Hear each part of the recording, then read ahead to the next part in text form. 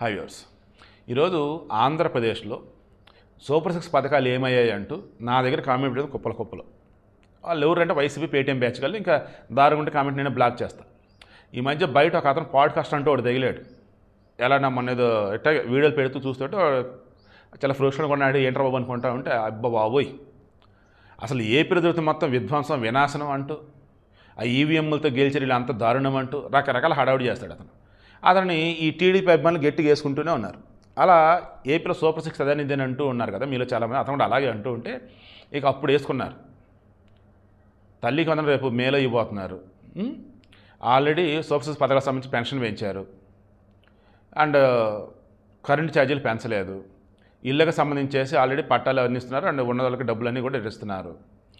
తర్వాత ఈ పిల్లలకు సంబంధించి, పాఠ్య పుస్తకాలకు సంబంధించి, ఫీజు రింబర్స్మెంట్ సంబంధించి ఇవన్నీ కూడా కాలేజీలకు లింకప్ చేస్తూ ముందుకెళ్తున్నారు. ఉచిత గ్యాస్ సిలిండర్లు ఇచ్చారు. ఇక బ్యాలెన్స్ ఏమున్నాయి అన్నప్పుడు ఉచిత బస్సు ప్రయాణం ఒకటి ఉంది. ఇంకోటి ఏముంది బ్యాలెన్సు, ఆడవారందరికి 1800 1500 ఇస్తున్నాయి. ఈ రెండు నాకు తెలిసి బ్యాలెన్స్ అంతే. ఆల్మోస్ట్ మిగతాన్ని కంప్లీట్ అయినాయి.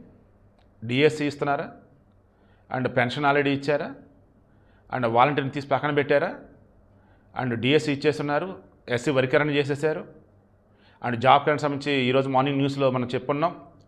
దాదాపు 10-15 రకాల పోస్టులు రెడీగా ఉన్నాయి. ఇవి సూపర్ 6 పథకాలు.